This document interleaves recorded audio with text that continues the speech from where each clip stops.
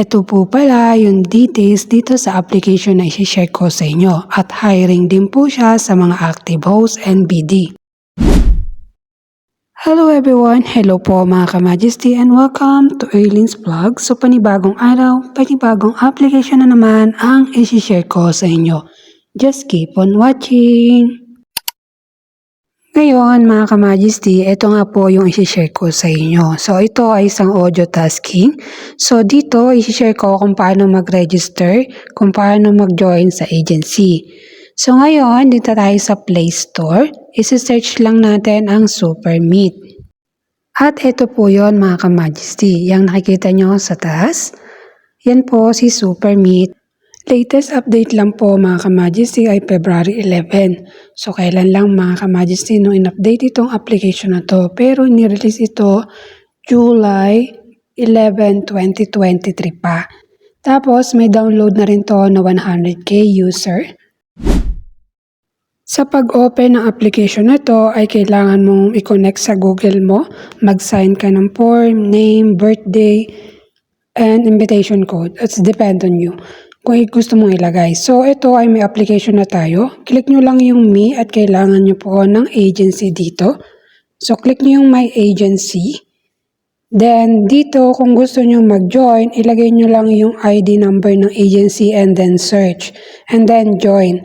But, if you want to create an agency, ilagay mo nga po yung agency name, phone number, WhatsApp number, and then yung inviter, yung agency agent nyo na papasukan.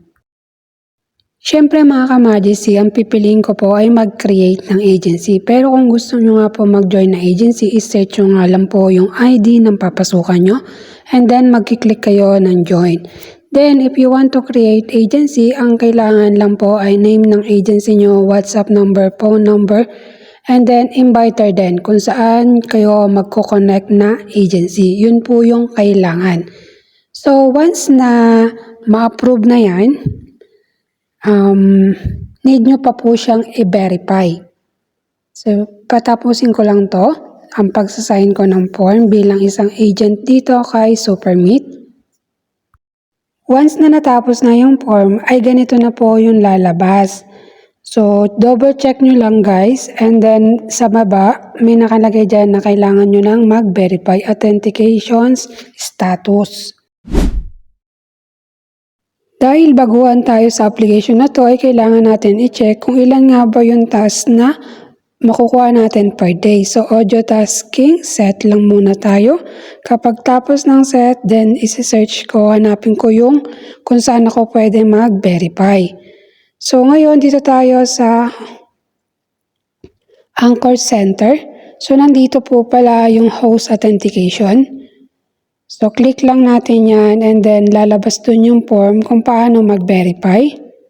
So, kailangan mo maglagay ng full name, ID number, and then ID photo, selfie photo with ID, and verification code.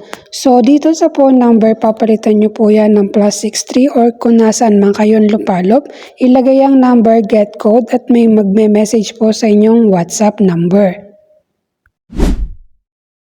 At dahil bago lang tayo, so itingnan natin yung daily task dito sa taas. Ayan.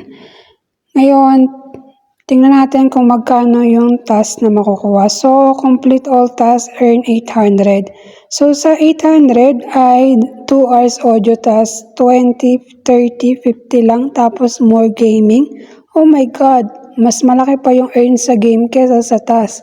Ay! So, ganun lang mag-register dito sa apps na to, no? Sa mga gusto mag-download, click nyo nga lang po ang aking description or comment. Check nyo nga po yung details dyan sa baba. And thank you for watching.